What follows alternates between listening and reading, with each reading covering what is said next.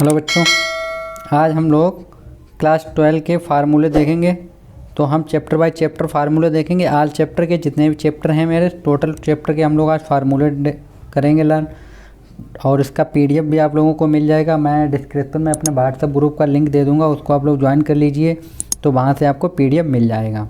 और अगर आप मेरे चैनल पर नए आए हैं तो चैनल को सब्सक्राइब कर लें और बेल आइकन को प्रेस कर लें। तो मेरा पहला चैप्टर आता है समुच्चय सिद्धांत एवं समुच्चय सक्रियाएं।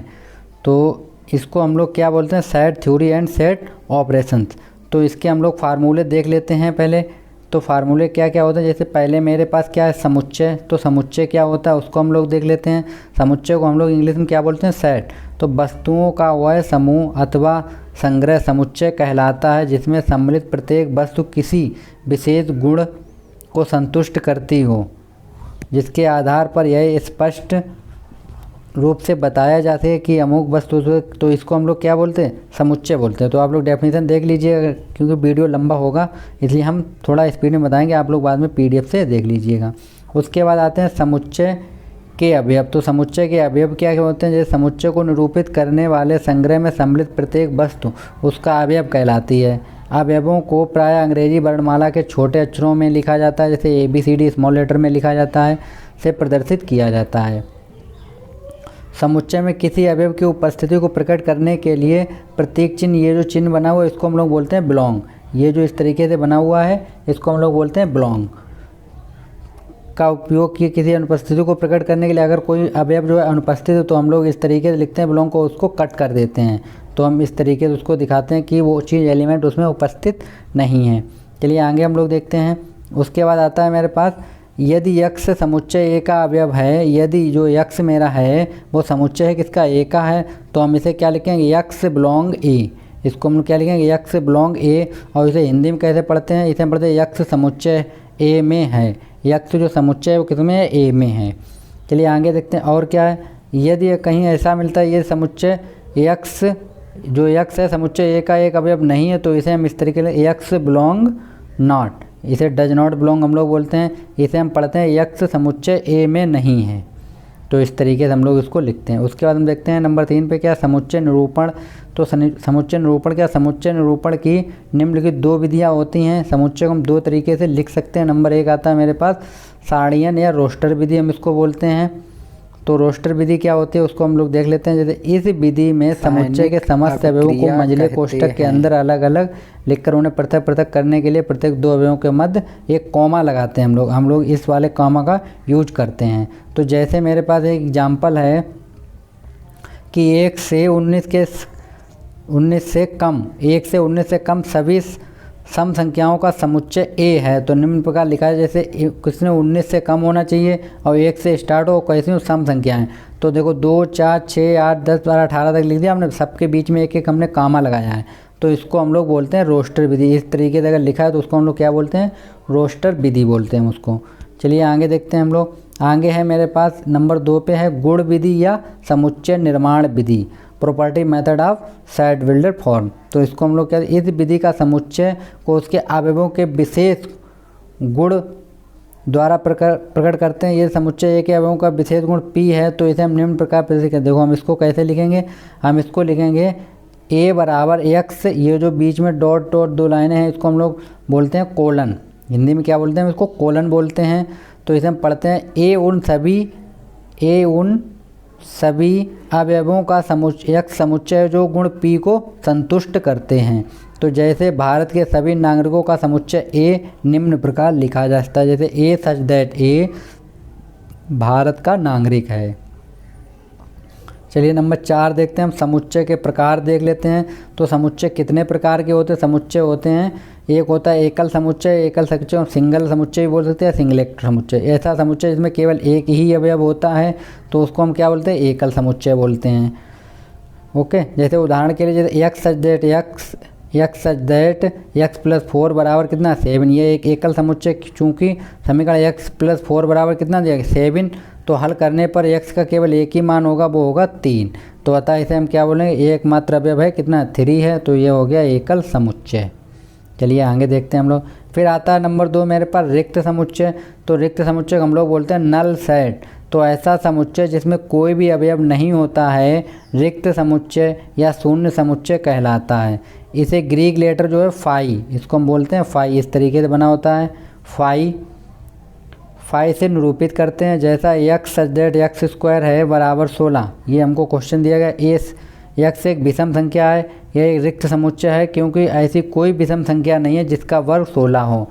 तो अगर कोई ऐसी संख्या होती है इसका वर्ग 16 हो, नहीं होती ना, तो ये रिक्त समुच्चय हो गया।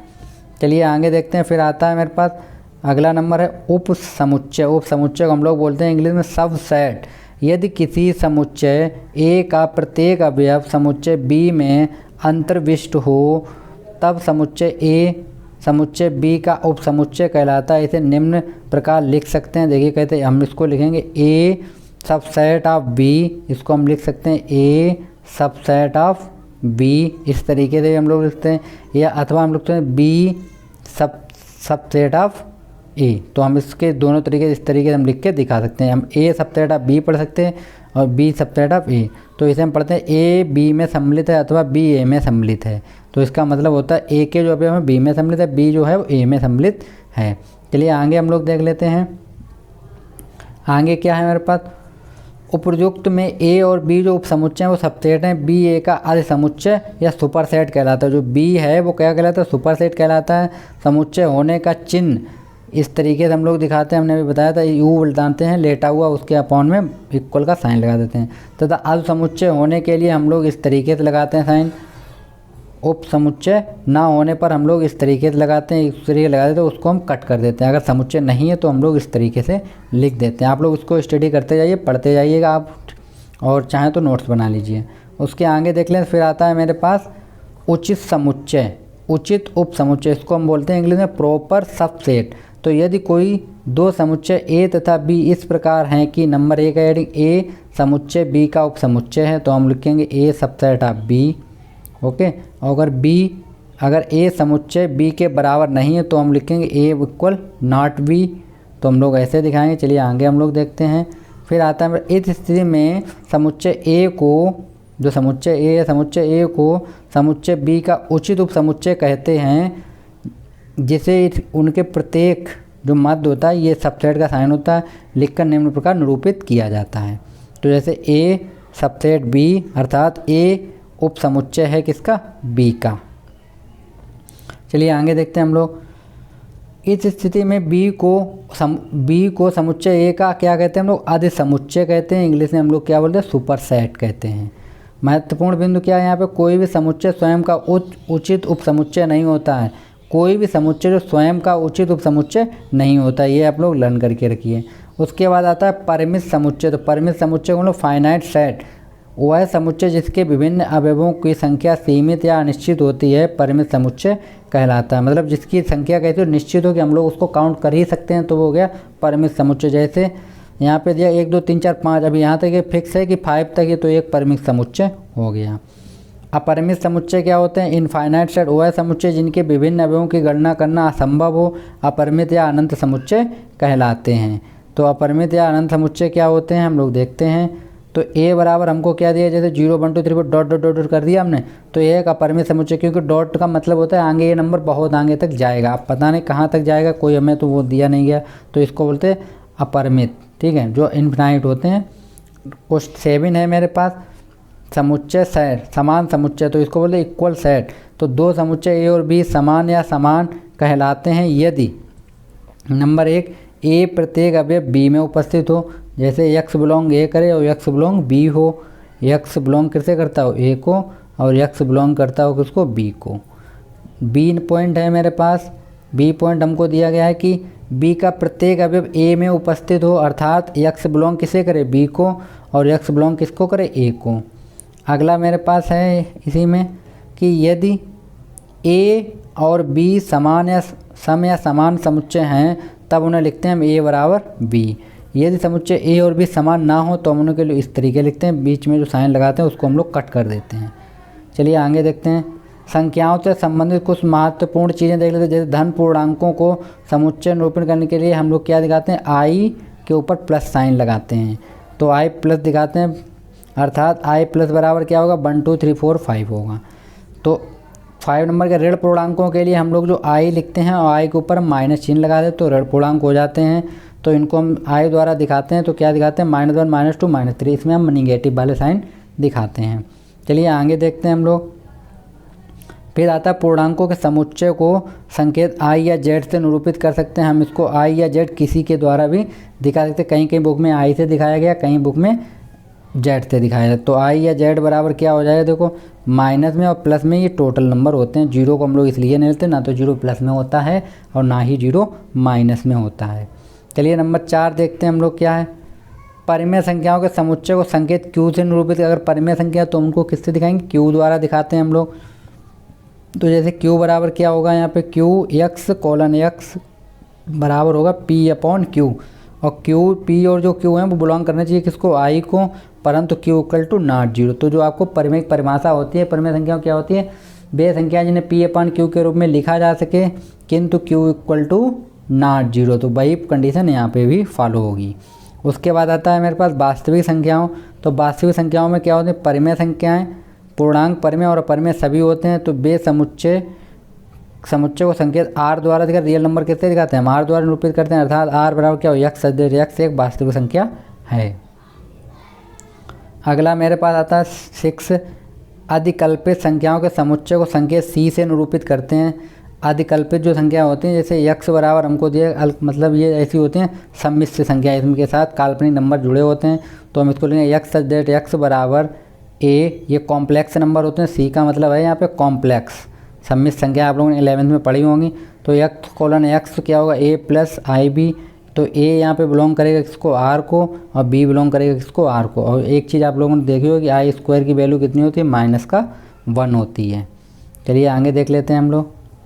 ये हमको ये उपरोक्त समुच्चय के लिए, जैसे आई प्लस बिलोंग करेगा आई को और आई बिलोंग करेगा क्यू को, क्यू ये सेट दिया गया, तो आप लोग इसको देख लीजिएगा। चलिए आगे हम लोग देखते हैं।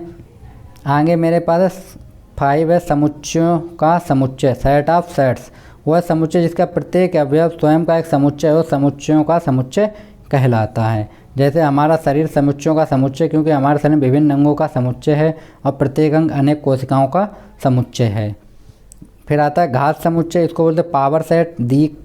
किसी दिए गए समुच्चय एक अन्य उप समुच्चयों का समुच्चय का घात कहलाता है। घातीय समुच्चय को इसे पी ए द्वारा प्रदर्शित करते हैं हम लोग।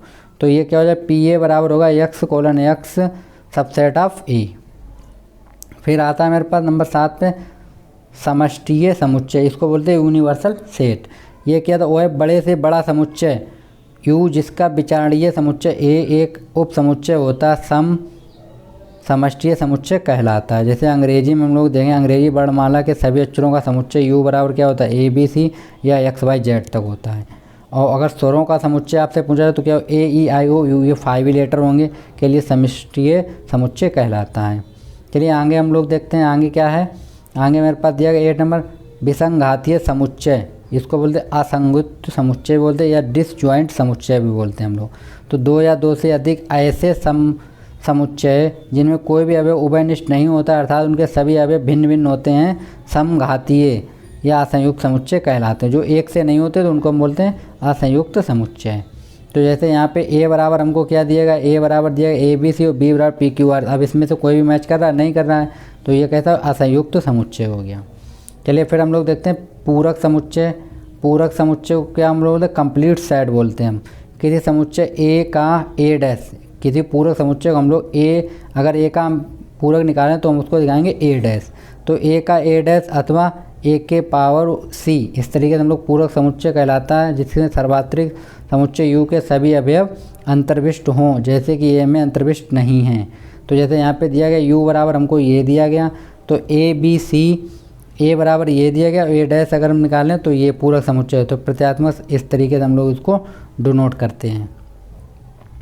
चलिए आगे देख लेते हैं हम लोग। महत्वपूर्ण बिंदु क्या है, यक्स बिलोंग करेगा अगर एक्स डैश को तो यक्स डज नॉट बिलोंग होगा ए, और अगर यक्स बिलोंग करेगा ए को तो यक्स डज नॉट बिलोंग होगा ए।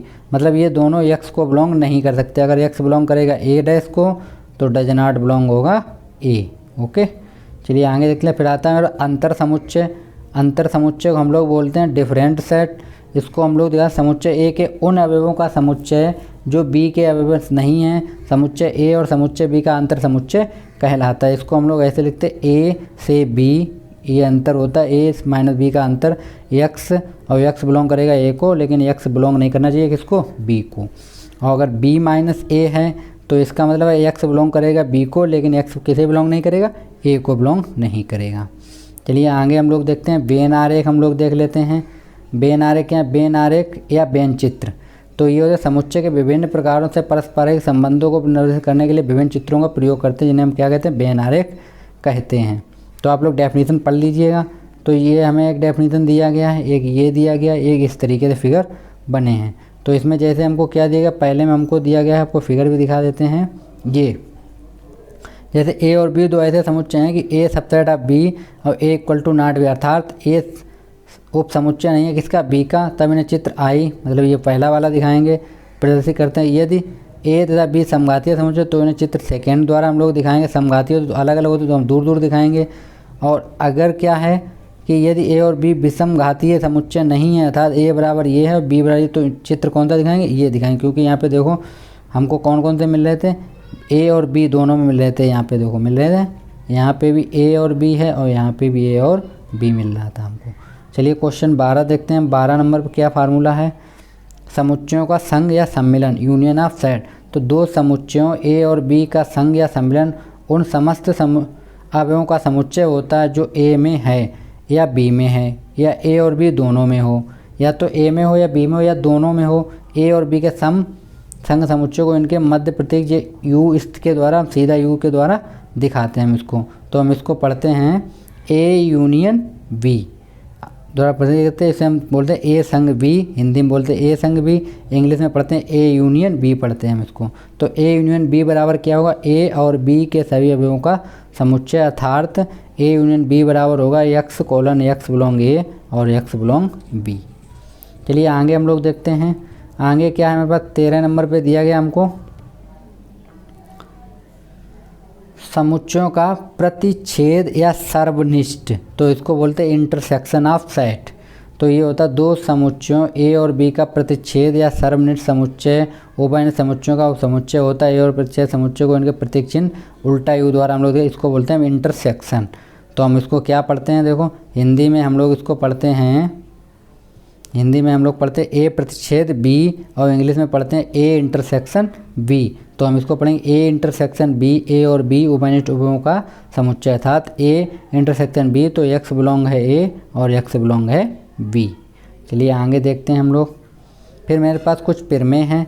तो महत्वपूर्ण प्रमेय जैसे ए बी सी 3 समुच्चय हैं तो इनके प्रतिच्छेद निम्नलिखित होंगे। जैसे वर्ग समग्र निम्न निकाय हम, तो ए का ए के साथ क्या निकाल दो, इंटरसेक्शन, तो ए आएगा। ए का इंटरसेक्शन निकालो ए के साथ तो क्या आएगा, ए आएगा।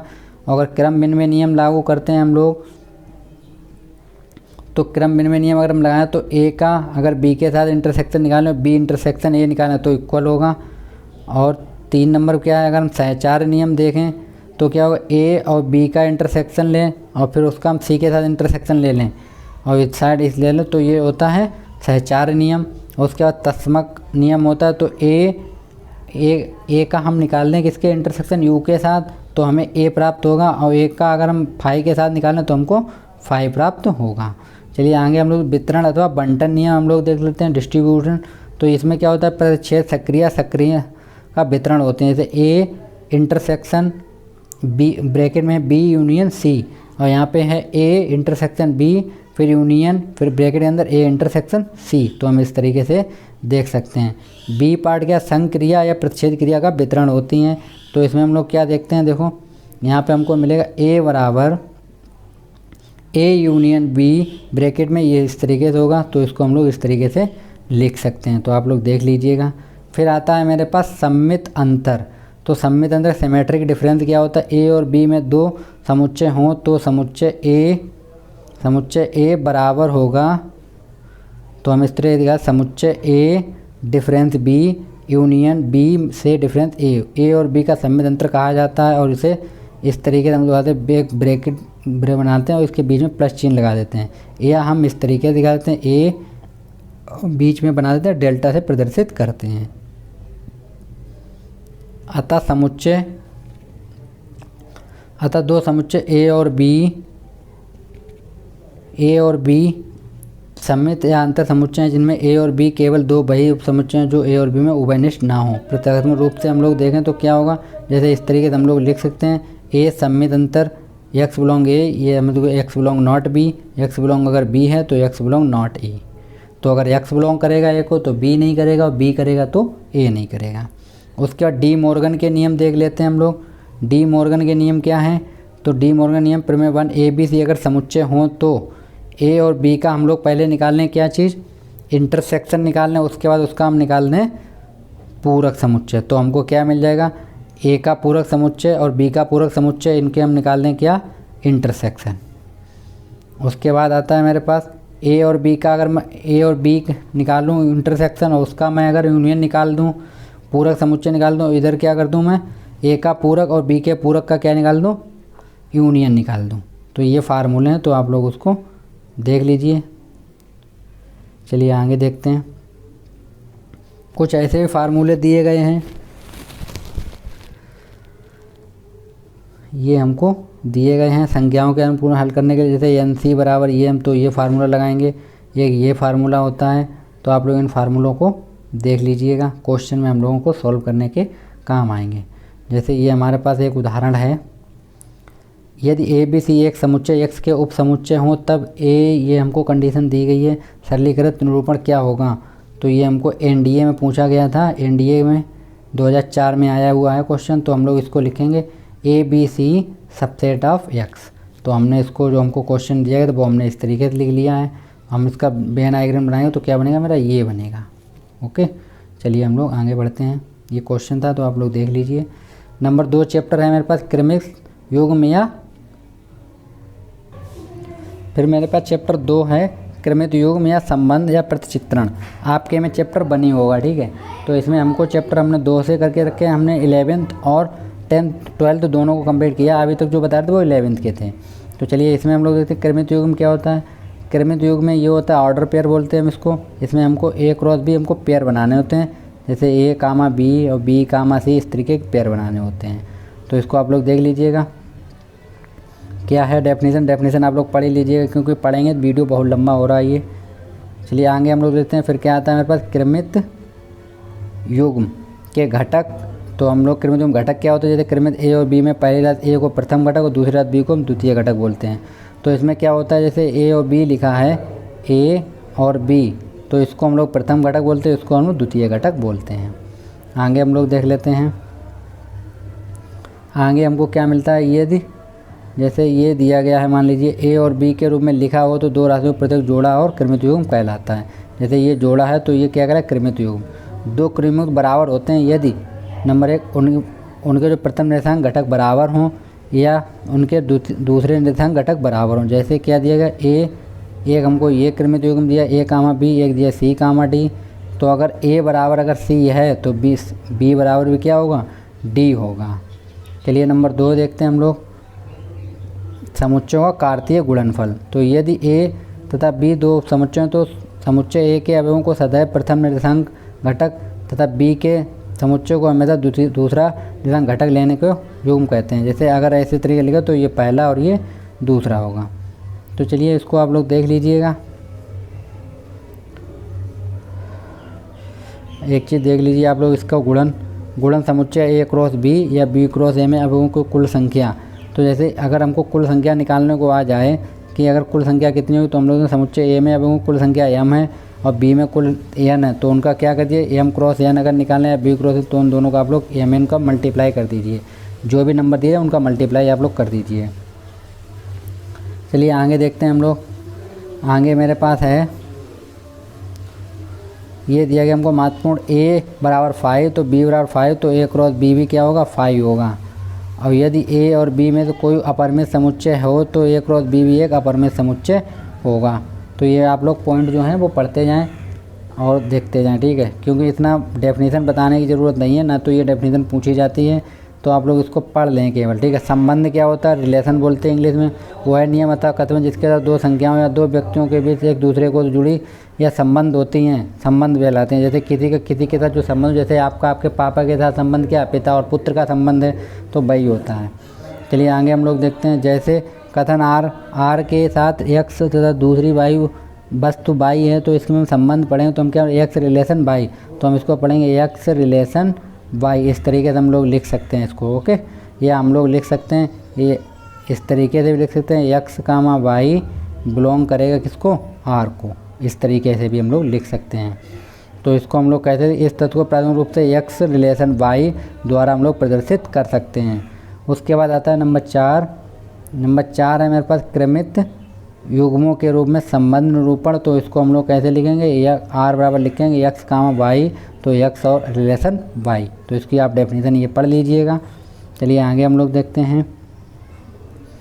5 हमको दिया गया है, एक समुच्चय दूसरे समुच्चय में संबंध, मतलब ये इसको हम बोलते हैं one set to and other.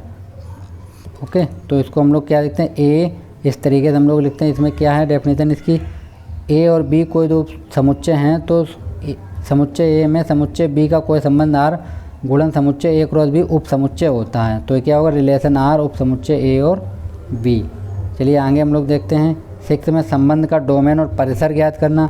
तो माना ए और बी क्या एक संबंध समुच्चय आर है, तब एक्स इस तरीके से हम लोग उसको लिख सकते हैं। तो इसमें डोमेन क्या होगा, देखो जो डोमेन है वो संबंध आर को व्यक्त करने वाले क्रमिक एक्स और वाई के समस्त घटकों के एक्स बिलोंग ए के समुच्चय को डोमेन कहते हैं। जो ए के अवयव होते हैं उनको हम लोग क्या बोलते हैं, डोमेन बोलते हैं हम लोग। तो ये क्या होगा, डोमेन पहले निर्देशांकों समुच्चय, जो पहले निर्देशांक होते हैं उनको लोग हम डोमेन बोलते हैं।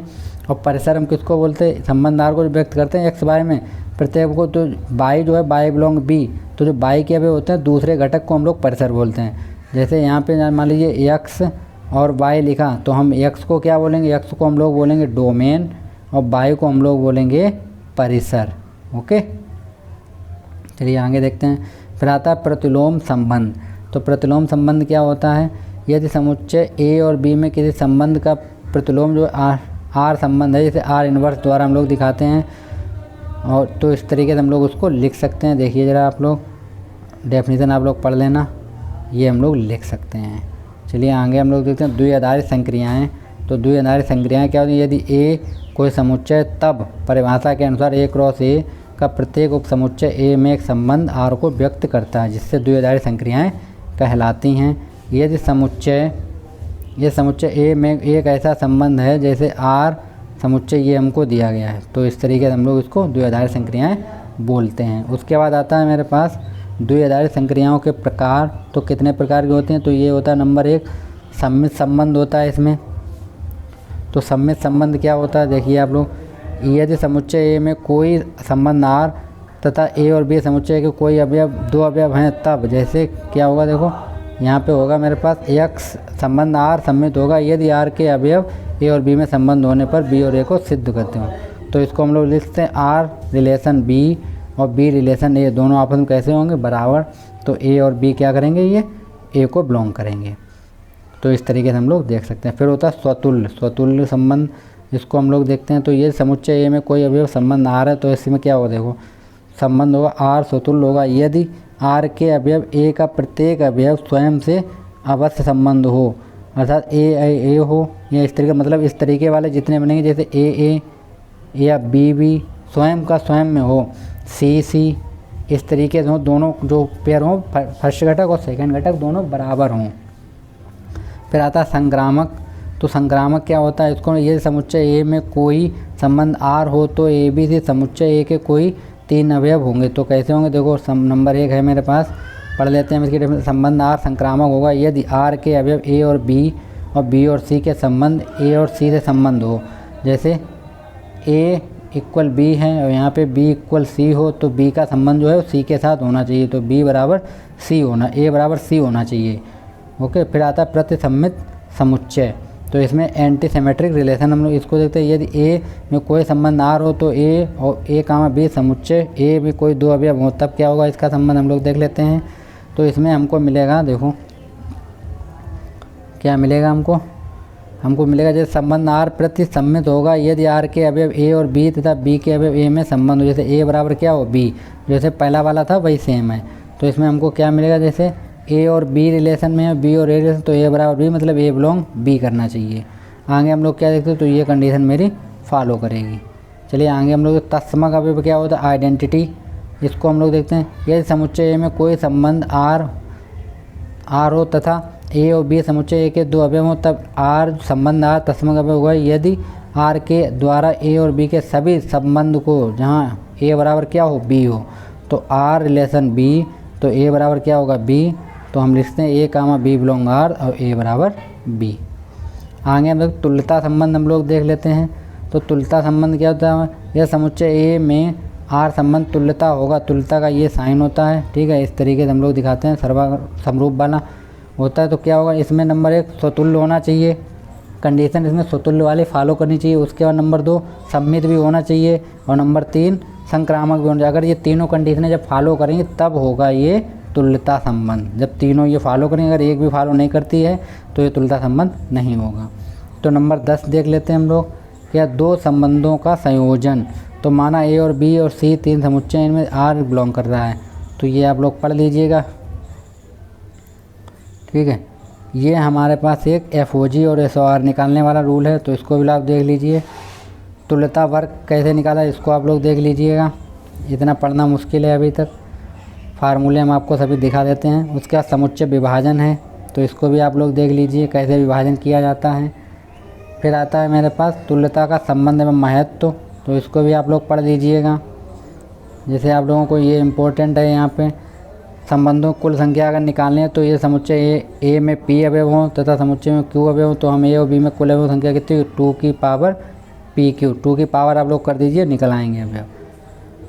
ये देख लीजिए आप लोग। फलन तथा प्रतिचित्रण आप लोग देख लीजिए, एक एक ही, ठीक है। इसको आप लोग पढ़ लीजिएगा। ये सब डोमेन साइड डोमेन हम लोग आपको बता चुके हैं, आप लोग फार्मूले पढ़ लीजिएगा। केवल क्वेश्चन लगाएंगे हम तो सब सॉल्व कर देंगे। इसको हम लोग समझा देते हैं। प्रतिचित्रण का हम लोग प्रकार देख लेते हैं। तो इसमें होता है पहले अंताक्षेपी प्रतिचित्रण, इसको बोलते हैं इनटू मैपिंग। इनटू मैपिंग बोलते हैं ये यदि समुच्चय ए में कम से कम एक अवयव ऐसा हो जो कि समुच्चय x के किसी एक अवयव का प्रतिचित्रण ना हो, तो इसको हम क्या बोलते हैं, f के अंतर्गत x में y का प्रतिचित्रण करता है, तो f को हम क्या बोलते हैं, x इंटू वाई। और प्रतिचित्रण अंतरक्षेपी कहलाता है, जैसे कि अंतर में दिया गया। जैसे हमको यहाँ पे क्या दिया गया, देखो यहाँ पे इस एक के अवयव देखो b के साथ बचा, इसके साथ, इसका मतलब यहाँ पे कोई नहीं बचा ना, तो ये कैसा हो गया अंताक्षेपी। यहाँ पे एक बच गया तो ये अंताक्षेपी कहलाएगा। आच्छादक क्या होते हैं, आच्छादक को हम लोग इंग्लिश में बोलते हैं onto subjective mapping, onto बोलते हैं इसको लोग हम।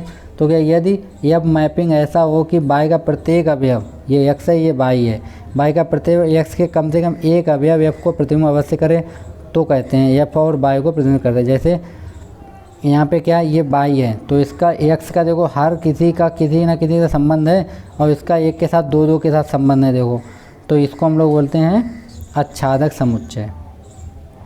फिर आता है एक एक ही प्रतिचित्रण, तो 1 1 बोलते हैं इसको हम लोग। तो इसको क्या, यदि प्रतिचित्रण f:x सचिन y है, तो इस प्रकार होगा f1 बराबर f2, तो इसको हमें क्या निकलेगा x1 बराबर अगर x2 निकलेगा तो ये एक एक ही होगा। तो जैसे यहाँ पे अगर हम चित्रण द्वारा देखें तो बहुत अच्छे तरह समझ सकते हैं कि एक का संबंध एक के साथ, जैसे ए का संबंध A1 के साथ है, बी का 2 के साथ है, सी का 3 के साथ, एक का एक के साथ अगर संबंध है तो उसको बोलते हैं एक एक ही। फिर आता है बहुएक प्रतिचित्रण, तो बहुएक प्रतिचित्रण क्या होता है, इसको मतलब मैनी मैपिंग बोलते हैं हम लोग। फिर आता है अंतरक्षेपी, एक एक ही अंतरक्षेपी प्रतिचित्रण 1 1 इंटू, इसको लोग आप देख लीजिए, ओके। ये सब डेफिनेशन हमको दी गई हैं, तो आप लोग देख लीजिएगा। प्रतिलोम प्रतिचित्रण हमको दिया इन्वर्स मैपिंग, तो इन्वर्स मैपिंग हमको एफ इन्वर्स निकालना होता है, तो वो आप लोग देख लीजिए। प्रतिचित्रणों का संयोजन आप लोग इसको पढ़ लीजिएगा। इसको GOF निकालना आप लोग देख लीजिएगा, ठीक है। इसको आप लोग उदाहरण ले लीजिए, जैसे F, ये हमको क्वेश्चन दिया गया है एक, तो इसमें F आच्छादक है, F एकेकी है, F ना तो आच्छादक और ना ही एकेकी है, ये हमको बोला गया है। तो हम लोग क्या देखते हैं यहाँ पे, ये हमको क्वेश्चन दिया गया है और ये NDA में आया 2004 में। तो F केवल आच्छादक है, F केवल एकेकी है, और F ना तो आच्छादक और ना ही एकेकी है, और F एकेकी और आच्छादक, तो ये हमको पता करना है। तो हमको क्वेश्चन दिया था F:R टेंस टू R परिभाषित है, तो F बराबर ये दिया गया था हमें Fx बराबर। तो यहाँ पे क्या हो, x ग्रेटर देन होगा, जब लेस देन होगा x, तो जो वैल्यू है x की वो कैसे निकलेगी, माइनस निकलेगी, तो माइनस का x² हो जाएगा। तो इस तरीके से हम लोग देखते हैं ये क्या निकला, विकल्प सी निकला हमारा, क्या निकला, ना तो आच्छादक और ना ही एकेकी निकला। चलिए हम प्रतिलोम प्रतिलोम वाले देख लेते हैं, वृत्तीय इन्वर्स सर्कुलेशन देख लेते हैं। तो इसमें त्रिकोणमितीय इन्वर्स के हैं, तो इसको आप लोग पढ़ लीजिएगा, चैप्टर सेकेंड है। तो इसमें कोई भी चैप्टर उससे मतलब नहीं होता आपको, ठीक है। हमारे पास दूसरी बुक है। आगे हम लोग देख लेते हैं प्रतिलोम का मुख्य मान, तो इसको आप लोग पढ़ लीजिएगा। तो ये कुछ व्युत्क्रम होते हैं, जैसे अगर हमारे पास निकाला साइन इन्वर्स एक्स को हम लोग लिख सकते हैं कॉस इन्वर्स, और कॉस इन्वर्स एक्स को हम लोग सेक इन्वर्स 1/x। तो ये हमारे पास फार्मूले हैं, आप लोग इनको देख लीजिए। आगे हम लोग देखते हैं, ये हमारे पास कुछ फार्मूले हैं, ये कंडीशन होती हैं इतनी, आप लोग इनको भी देख लीजिएगा। आगे हम लोग देखते हैं, ये फार्मूले दिए गए हैं मेरे पास। अगर tan inverse x plus tan inverse y बराबर, तो हम लोग ऐसे लिख सकते हैं। अगर माइनस है तो ये माइनस वाला फार्मूला हो जाता है। ये फार्मूले हैं, तो आप लोग देख लीजिएगा इनको, ठीक है। अगर साइन, ये हमको दिए गए sign inverse x plus cos inverse x है, तो π/2 होगा इक्वल में, इसके भी इक्वल π/2 होगा और इसके भी इक्वल π/2 होगा। तो ये फार्मूले आप लोग रीड कर लीजिएगा, अपने नोट डाउन कर लीजिए। ये हमको और कुछ फार्मूले दिए गए हैं, तो मेरा उद्देश्य है केवल आपको एक जगह पे सारे फार्मूले प्रोवाइड कराना। इसका PDF आप लोगों को चाहिए तो आप लोग मेरे डिस्क्रिप्शन में आए या कमेंट बॉक्स में बोलिए, मैं आपको लिंक दे दूँगा इसका। तो ये फार्मूले होते हैं, आप लोग नोट कर लीजिएगा, ठीक है। चलिए और हम लोग देख लेते हैं, ये फार्मूले कुछ और मेरे पास दिए गए हैं। इस क्वेश्चन को आप लोग देखिए, ये एक्स ग्रुप में आया है, एयरफोर्स में आया हुआ क्वेश्चन है। तो इसको हम लोग कुछ इस तरीके से देखते हैं। देखिए एयरफोर्स में आया है, क्या है, साइन और ब्रैकेट के अंदर साइन इन्वर्स 3/4 कॉस इन्वर्स 3/4 का मान क्या होगा। 2007 में आया है ये, तो हमने इसको इसकी तरह लिख दिया, ये फार्मूला होता है। तो हमने जब इसको यूज करेंगे तो इसके बराबर क्या आ जाएगा, π/2 होगा। तो हम लोग इसका कितना निकलेगा, 90 डिग्री निकल आएगा, क्योंकि यहाँ पे हम लोग क्या रख देंगे, इतने की जगह पे हम लोग देखो ये चीज़ वैल्यू x है ना, तो π/2 आएगा, तो ये हो जाएगा sin π/2। sin π/2 की वैल्यू 90 होती है, तो आंसर 1। तो ये फार्मूला आप लोग देखिए UP सेट में आया हुआ है। तो ये क्वेश्चन है, तो आप लोग क्वेश्चन को तो देख लीजिए, आपको तो आते होंगे, ये तो नहीं आते होंगे तो हम आपको लगाना बताएंगे। फिर आता है सारणिक। सारणिक को हम लोग इंग्लिश में बोलते हैं डिटर्मिनेंट्स। तो ये आप लोग सारणिक हैं, तो इसको आप लोग देखिए इस तरीके से कुछ दी जाएंगे, जैसे आपको ये दिए गए हैं, तो इनको आप लोगों को हल करना है। तो हम लोग इनको इस तरीके से हल कर सकते हैं, या हम ऐसे भी बना सकते हैं। तो सारणिक का जो साइन होता है वो इस तरीके से होता है, दो खड़ी हुई लाइनें होती हैं इस तरीके से, ओके। तो इसमें क्या होता है, दो पंक्तियाँ रो होती हैं। तो इसमें ये आप लोग देख लीजिए, सब पढ़ लीजिएगा, आप लोगों को पढ़ना स्टडी करना आवश्यक होता है। ये हमको सारणिक दे, ये तृतीय कोट का हाफ व्यू है, इसको हम लोग लिखेंगे 3x3 का। ये 3x3 का सारणिक है तृतीय कोट की। तो इसको आप लोग देख लीजिएगा। सारणिक के अवयव आप लोग देख लीजिएगा। सारणिक का अगर आपको विस्तार करना है तो कैसे करेंगे वो देख लीजिए। सारणिक का विस्तार अगर करना है तो द्वितीय कोट के लिए जैसे ये है, तो इसका हम इसमें मल्टीप्लाई कर देंगे, इसका इसमें कर देंगे हम लोग। तो ये हमने आप लोगों को दिखाया है अलग अलग। तो ये A1 A2 B1 B2 होगा। तो इस तरीके से हम लोग इसका विस्तार करेंगे, ओके। फिर ये तृतीय कोट का अगर है, तो इसका अगर हमें विस्तार करना है तो चलिए हम लोग इसका दिखाते हैं आपको। तो ये कुछ इस तरीके जैसे प्रथम पंक्ति में A1 A2 को इसका विस्तार कीजिए तो ये निकल के आएगा। ये समीकरण 1 हो गया। तो आप लोग चिन्ह देख लीजिएगा। विस्तार में क्या होता है, पहले प्लस होता है, फिर माइनस, फिर प्लस, इस तरीके से क्रम चलता रहता है। पहले प्लस, फिर माइनस, फिर प्लस, फिर माइनस, फिर प्लस, इस तरीके से ये चलता रहता है।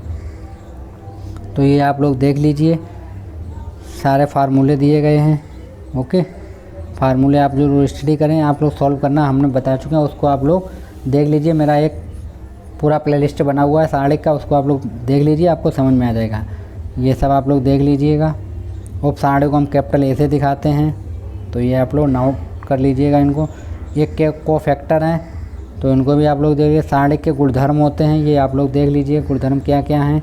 तो नंबर 1 होता है, ये सारणिक की पंक्ति या स्तंभ का अवयव का मान 0 हो तो पूरे सारणिक का मान कैसा हो जाता है, 0। अगर 1 का 0 है, एक सारणिक या पंक्ति का, तो पूरा 0 होगा। नंबर 2 क्या है, ये सारणिक की सभी पंक्तियों रो स्तंभ आपन बदल लिए तो उनके मान में कोई परिवर्तन नहीं होता है।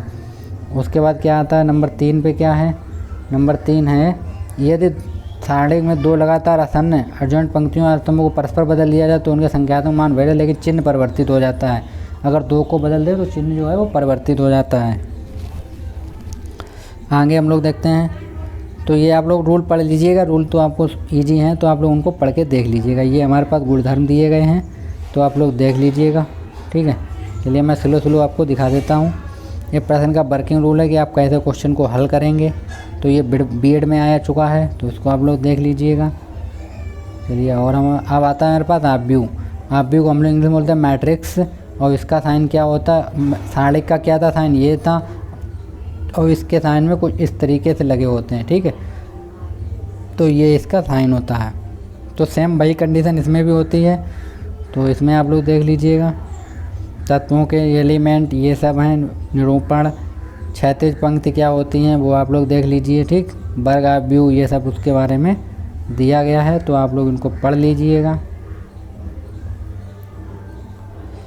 चलिए और दिखा देते हैं आपको हम। ये विकर्ण हैं तो इनको भी आप लोग पढ़ लीजिएगा। अदिश राशियाँ क्या हैं इनको भी पढ़ लीजिएगा। उप आव्यूह, दो आव्यूहों में समानता, आव्यूहों का योग, अंतर कैसे निकालते, गुणनफल, ये सब हमको दिए गए, तो आप लोग उनको स्टडी कर लिए। ये परिवर्त देख लीजिए आप लोग, ट्रांसफॉर्म, जो सम्मित आव्यूह देख लीजिएगा, ठीक है।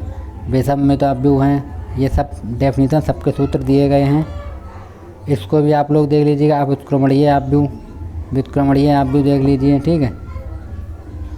सहखंडज देख लीजिए, सहखंडज आव्यूह मतलब एड जॉइंट निकालते हैं उसको आप लोग देख लीजिए। व्युत्क्रम देख लीजिए।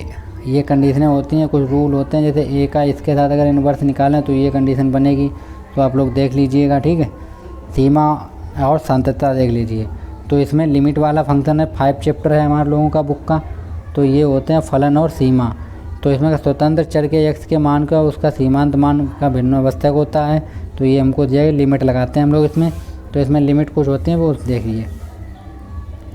इसमें क्या होता है कि इस तरीके से फंक्शन होंगे, तो ये हमको दिए गए हैं, तो आप लोग इनको देख लीजिएगा, ठीक। महत्वपूर्ण जैसे ये कुछ रूल हैं कि अगर ये इस तरीके से हमें लिखिए limit x tend to 0 sine x upon x, तो उसकी वैल्यू 1 होती है। और अगर limit x tend to x, ये अपान में यहाँ पे x है, ठीक है, cos x अपान साइन x है, तो भी उसकी वैल्यू कितनी होगी 1। और अगर 10 ये दिया गया, तो ये सब फार्मूले होते हैं, तो आप लोग देख लीजिएगा, ठीक। ये भी आप लोग देख लीजिए, ये सब प्रसार किए गए हैं, ये आपको BSc में सब मिलेंगे। चलिए ये आप लोग प्रसार देख लीजिए सबके, ठीक। तो इनका आपको डेरिवेशन तो करना नहीं है, तो आप लोग प्रसार देख लीजिए। फिर आता है अवकलन, उसी में है अभी भी। तो अवकलन को हम लोग क्या बोलते हैं, अवकलन को डिफरेंशिएशन, किसी फलन का अवकल गुणांक डिफरेंशिएशन कोएफिशिएंट ज्ञात करने के लिए अवकलन कहलाता है। ये विधि क्या है, निर्दिष्ट फलन सर्वप्रथम x4 को dx के रूप में y के लिखिए और dy अपान dx का मान ज्ञात कर लीजिए, ठीक है। तो कैसे निकाला जाता है वो आप लोग देखिए। जैसे ये हमारे पास फार्मूले हैं, तो देखिए ये फार्मूला दिया dy y बराबर दिया x पावर n, अगर इसका डिफरेंशिएट करें तो n आगे आ जाएगा और x पावर 1 पावर माइनस हो जाती है। तो ये फार्मूले हमको दिए गए हैं, तो आप लोग देख लीजिए फार्मूले, ठीक है। मैं धीरे धीरे दिखा देता हूँ सब आपको। ये फार्मूला जैसे cos x का क्या होता है, cos x का अगर हम लोग देखें तो माइनस साइन x होता है, और tan x का sec स्क्वायर x होता है, cos x का cos x minus cot x होता है, और sec का होता है sec x और tan x होता है। तो इनको आप लोग देख लीजिए सब, ठीक है। ये तो मैं प्रूफ भी करा चुका हूँ, आप लोग इसकी प्लेलिस्ट मेरी बनी हुई है सतत एवं अवकल नीति, उसमें आप लोग जाके देख लीजिएगा। तो ये दो फलों गुणनफल वाला फार्मूला जो है, इसको क्या करें, जैसे हम जो लगाते हैं तो प्रथम को ऐसे रखते हैं, द्वितीय का अवकलन करते हैं, फिर द्वितीय को ऐसे रखते हैं, प्रथम का अवकलन कर देते हैं। ये आंसर वाला है हमारे पास, तो इसको भी आप लोग देख लीजिएगा, ठीक है। चलिए आगे देखते हैं। पर प्रथम सिद्धांत मूल नियमों से अवकलन, इसको भी आप लोग देख लीजिएगा, प्रथम सिद्धांत से है ये, तो आप लोग देख लीजिएगा, ठीक है। चलिए आगे हम लोग देखते हैं। स्पर्श रेखा और अभिलंब, आपके में ये हेडिंगें मिलेंगी, आपके में ये चैप्टर नहीं होगा, ठीक है। हमारे बुक में ये चैप्टर में दिया गया, तो आपके बुक में ये चैप्टर नहीं होगा। तो प्रवणता जब हम लोग निकालते हैं, प्रवणता में क्या, हम एक बार उसका अवकलन करते हैं और x y का वैल्यू रखते हैं, तो हमारी प्रवणता निकल आती है, ठीक। कोई भी फलन हो, ढलान या स्लोप निकालना, तो tan थीटा बराबर निकालिए, उसका dy अपान dx कीजिए और x1 और y1 की वैल्यू रख दी, उसको हम लोग ढलान बोलते हैं। अगर स्पर्श रेखा का हमें समीकरण निकालना है तो हम ये फार्मूला लगाएंगे, ठीक।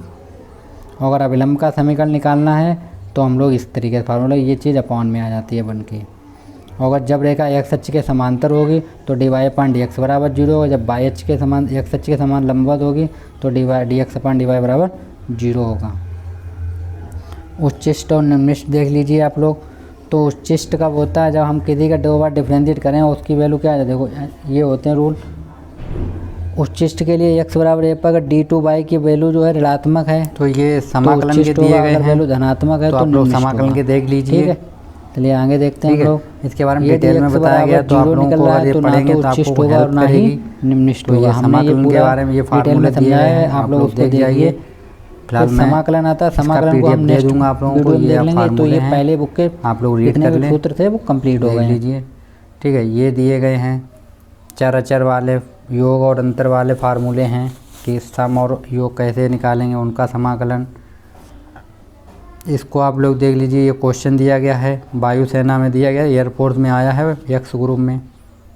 चलिए प्रतिस्थापन द्वारा समाकलन, ये भी आप लोग देख लीजिए। ये हेडिंग में जो एक्सरसाइज में 10.3 है 2 है उसके क्वेश्चन हो लगेंगे इसके द्वारा। ये क्वेश्चन देख लीजिए आप लोग, सूत्र हैं ये भी। ठीक है, ये सूत्र हैं सभी। चलिए और दिखा देते हैं आप लोगों को। तो ये फार्मूले सब पूरा इंक्लूड किया गया, पूरे जितनी भी बुक के सूत्र या सवाल हैं इम्पोर्टेंट वो सब इसमें दिए गए हैं। ये भी आप लोग देखिए गुणनफल वाला होगा, ये इस तरीके से लगेगा। तो इसका रूल ये है। ठीक है, हिंदी में आप लोग पढ़ के देख लीजिएगा। चलिए और देख लेते हैं। ये सब फार्मूले हैं, जितने भी फार्मूले इसमें यूज़ होंगे समाकलन में। तो ये टोटल फार्मूले दिए गए। ये यूपी बोर्ड में आया है 2002 में क्वेश्चन, इसको भी देख लीजिए आप लोग। उसके बाद आंशिक भिन्नों द्वारा समाकलन, आंशिक भिन्नों द्वारा समाकलन, ये भी आप लोग देख लीजिए कैसे फैक्टर करने हैं आप लोगों को। ये सब फार्मूले दिए गए हैं।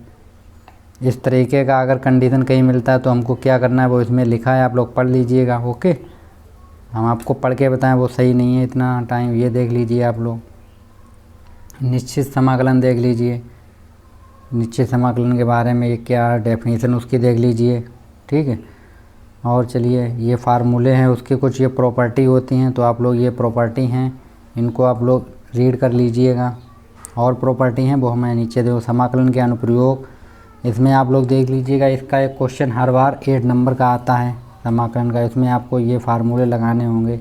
आयतन के लिए ये, चाप की लंबाई तो ये लगाना होगा आपको। ठीक है, अवकल समीकरण के बारे में ये दिया गया, इसको आप लोग देख लीजिएगा।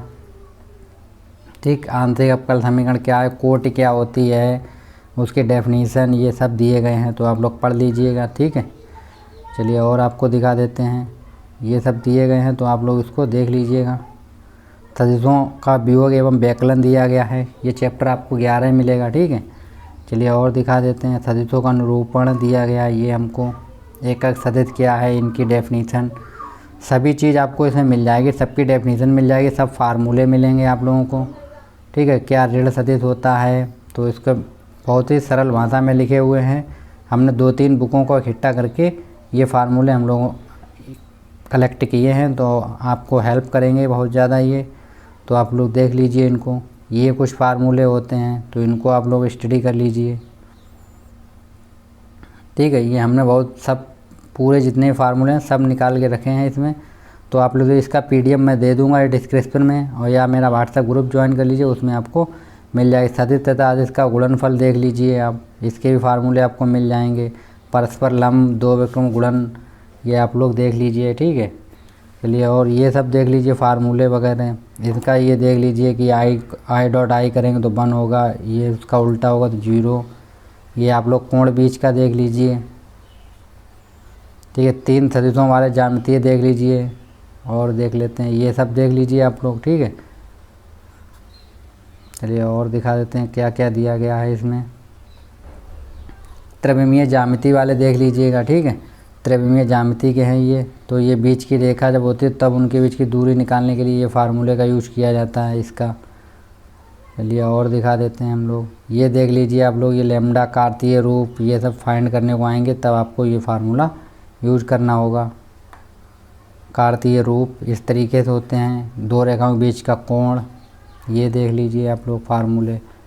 तो जितने भी फार्मूले यूज होंगे, जो भी डेफिनीशन है वो हमने इसमें सभी इंक्लूड कर दिए। तो आप लोग इसको अच्छे से रीड कर लें, देख लें। देखिए प्रोग्रामर देख लें आप लोग, इसका भी एक क्वेश्चन आता है, बहुत ईजी होते हैं क्वेश्चन ये। ठीक है, तो इनको आप लोग पढ़ लें। तो लगाना तो मैं बताऊंगा ही, आप लोग उसको प्लेलिस्ट में देख लीजिए। प्रायिकता के बारे में देख लीजिए आप लोग, संभावित कोटियाँ क्या होती हैं, प्रायिकता क्या है, प्रतिदर्श समशिष्ट क्या है, इसके बारे में आप लोग देख लीजिएगा। चलिए और दिखाते हैं आपको, इसको देख लीजिए आप लोग। घटनाएं क्या होती हैं, प्रायिकता का योग कितना होता है, ये सब दिया गया है। परस्पर अपवर्जी घटनाएं, इनके बारे में पढ़ लीजिए आप लोग। ठीक है, ये सब हमको दिया गया था। तो आशा करते हैं ये फार्मूले आपके लिए बहुत हेल्पफुल होंगे। तो आप लोगों को अगर ये पीडीएफ अच्छा लग रहा है और ये वीडियो सही लगा तो आप लोग प्लीज़ कमेंट करें, लाइक करें और अपने फ्रेंड्स को शेयर अवश्य करें। ठीक है फ्रेंड, और आप लोगों को एक चीज़ बता दूं, देखिए ज़रा, ये जो चैप्टर है ये आपको नहीं देखना है। ठीक है, इसके फार्मूले अगर आपको चाहिए हैं तो आप लोग कर लीजिए। फार्मूले में स्टडी करने में कोई प्रॉब्लम नहीं होती, किसी भी चैप्टर के हों, लेकिन ये चैप्टर हट चुका है आपके सिलेबस से। ठीक है, लेकिन ये तो इंटर में नहीं है, लेकिन 11th में इसको दिया गया है। ठीक है फ्रेंड, तो चल, थैंक यू।